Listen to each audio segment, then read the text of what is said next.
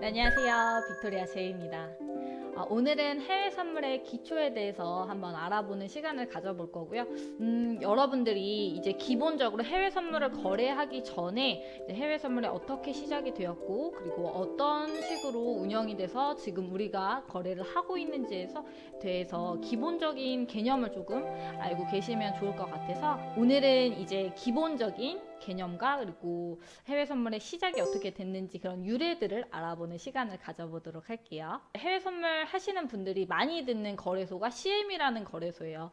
이 CM이라는 거래소가 어떻게 시작이 되었는지부터 시작해서 여러분들이 알고 있는 거래의 종류가 한 3가지가 있으시죠. 선물을 거래하시는 분들은 뭐 현물, 뭐 선물, 선도거래 뭐 이런 개념들을 이제 많이 들어보셨는데 정확하게 이해를 하시는 경우가 이제 좀 헷갈려 하시는 부분이 많다 보니까 해외 선물이 어떻게 시작되는지 유래로 한번 설명을 드려보도록 할게요. CM이라는 게 시카고 거래소인데요. 시카고에서 처음 선물 거래가 유래가 되었어요. 그래서 1848년에 이제 미국의 시카고에서 시작이 되었었는데 여러분들이 그때 당시를 한번 우리는 살아보지 않았지만 그래도 한번 상상을 해본다고 하면은 그때는 당연히 뭐 냉장고나 운송 수단이 다 하나도 없었을 거 아니에요.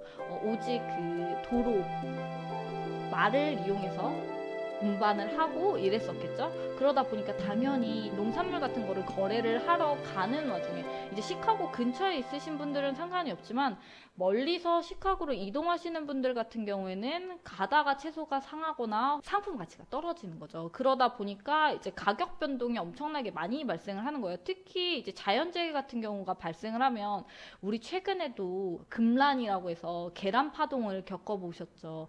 지금도 되게 많이 냉장이나 이런 것들을 보관하는 시스템적인 부분이 많이 발달을 했는데도 이렇게 폭등이 일어나는 경우가 있어요. 그 당시에는 엄청나게 심했겠죠. 상인들과 그리고 그 물건을 제공하는 농사를 짓는 사람들 모두 수익이 크게 날 때도 있지만 손실이 좀 많이 발생하는 경우가 있는 거죠. 이제 편차가 심하면 모든 거래는 꾸준히 거래를 이뤄 나가기도 힘들고 그리고 수익 구조가 맞지가 않아요. 많이 벌 때는 많이 벌겠지만 적게 벌 때는 조금밖에 벌지 못하죠. 제가 해외 선물 거래에서 가장 강조하는 부분 중에 하나가 여러분들 다 아시다시피 꾸준한 수익 그리고 큰 수익보다는 일정하게 유지되는 수익이 굉장히 중요하다고 이야기를 하는데 모든 사업이든 모든 거래는 다 똑같습니다. 결국에는 일정한 수익을 유지를 해야지만 수익 구조가 계속해서 유지가 되는데 수익이 많이 날 때도 있고 수익이 굉장히 손해를 보는 경우도 너무 다반사로 발생을 하다 보니까 이거를 이 상인들과 그리고 농부들이 같이 어떻게 이 문제를 해결해 나갈까를 고민을 하게 됩니다. 자, 여기서 우리들이 처음에 이 1800년대로 넘어갔을 때 이 상인들이 시카고에 물건을 가지고 와서 거래를 하던 걸 현물 거래라고 이해를 하시면 됩니다. 도매시장에 가면은 다 현장에서 직거래를 하죠. 얼마에 수박을 산다. 얼마에 수박을 팔겠다. 뭐 이러면은 이제 그 가격이 성사가 되면 그 파는 사람과 사는 사람이 가격이 형성이 되면 실제로 물건을 주고받고 돈을 거래받고 그 자리에서 거래가 이루어지죠. 이게 우리가 알고 있는 현물 거래예요. 그래서 1800년대 그때 당시에도 시카고에 물건을 가지고 와서 팔려는 사람과 그리고 사려는 사람이 와서 그 자리에서 거래를 하던 게 현물 거래입니다. 이거는 여러분들 뭐 다 아시는 가장 많이 투자자들이 하는 것 중에 하나가 주식 거래 그리고 부동산 거래라고 생각을 하시면 되고요. 이 현물 거래를 안정적으로 물건을 받고자 하는 사람과 그리고 팔고자 하는 사람들이 모여서 상인들이 직접 움직이기 시작을 했어요. 수박 같은 경우에 수박의 수확 시기가 6월달이라면 한 3월달부터 미리 움직여서 내가 6월달에 이 금액을 내고 수박을 사겠다. 미리 사겠다. 서로 구두로 혹은 이제 계약으로 이행을 하는 거죠. 이게 우리가 알고 있는 선도 거래예요. 근데 이 선도 거래의 문제는 여러분들 다들 아시다시피 아무리 계약을 하더라도 법적 효력이 없다 보니까 실제로는 계약이 그 6월달 당시가 되면은 수박값이 만약에 폭등을 하거나 혹은 폭락을 하게 됐을 때 거래를 하기로 했었던 사람 중에 손해를 보는 사람이 그 가격에 당연히 수박을 거래하고 싶지 않겠죠. 그러다 보니까 계약을 파기하는 경우가 많이 발생을 해요. 계약 이행되는 율이 굉장히 줄어들다 보니까 이것 또한 어떻게 개선을 하면 될까? 어떻게 개선을 할까라는 생각을 가진 상인들이 모여서 선물 거래소를 차립니다.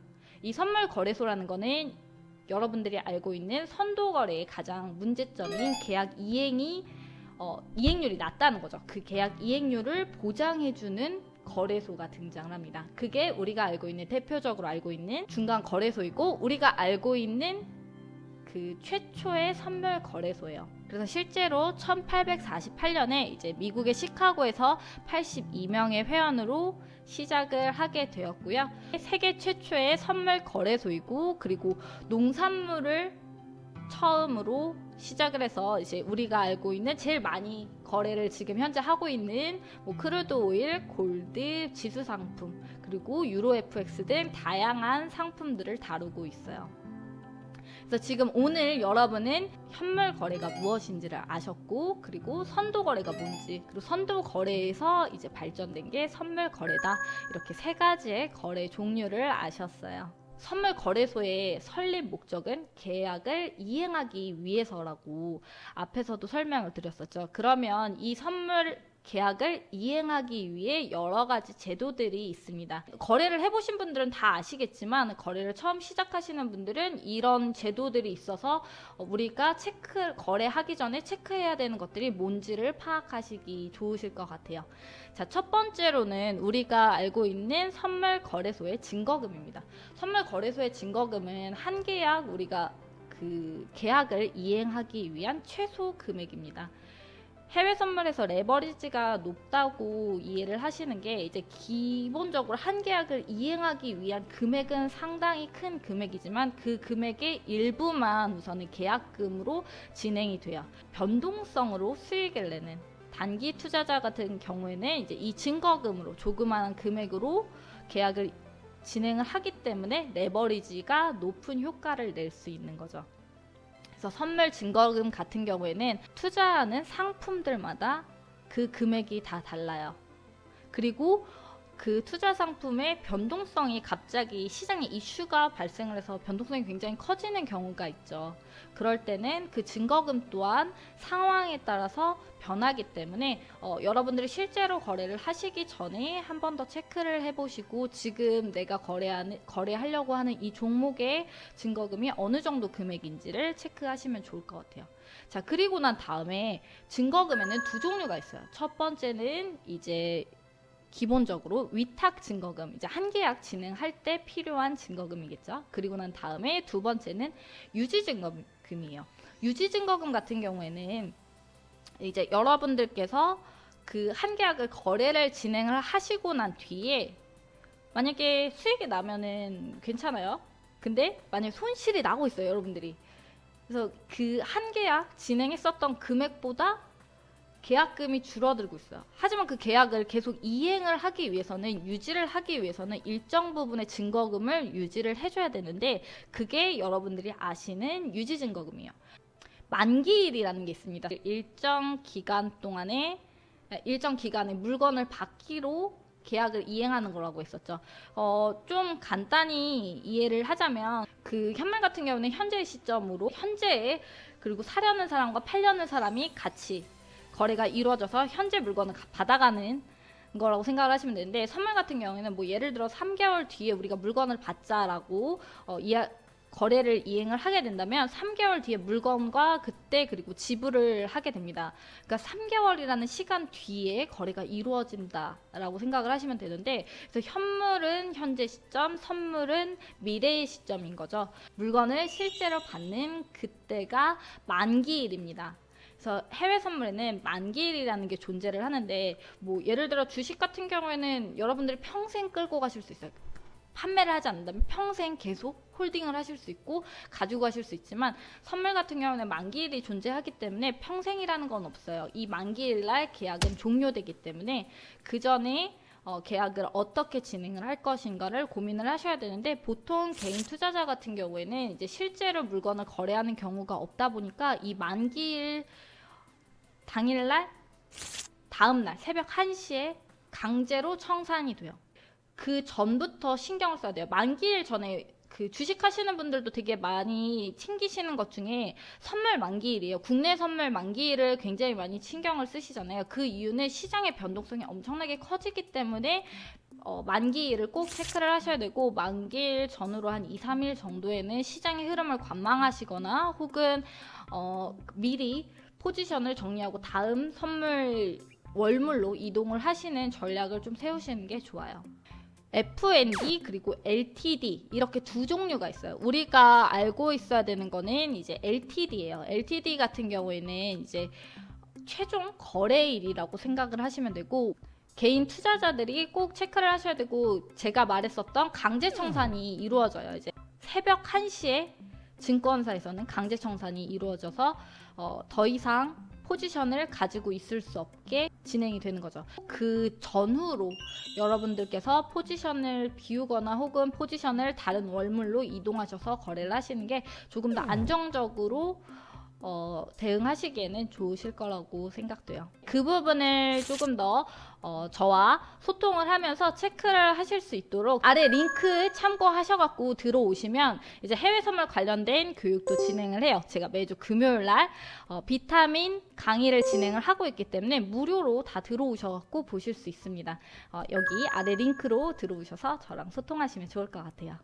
중간 거래소에서는 계약을 이행시키기 위해서 진행하는 제도들이 있다고 앞에서 설명을 드렸었잖아요. 그 중에 하나가 이제 최종 결제 제도인데, 최종 결제 제도는 바로 앞에서 설명드린 만기일과 같이 생각을 하시면 되세요.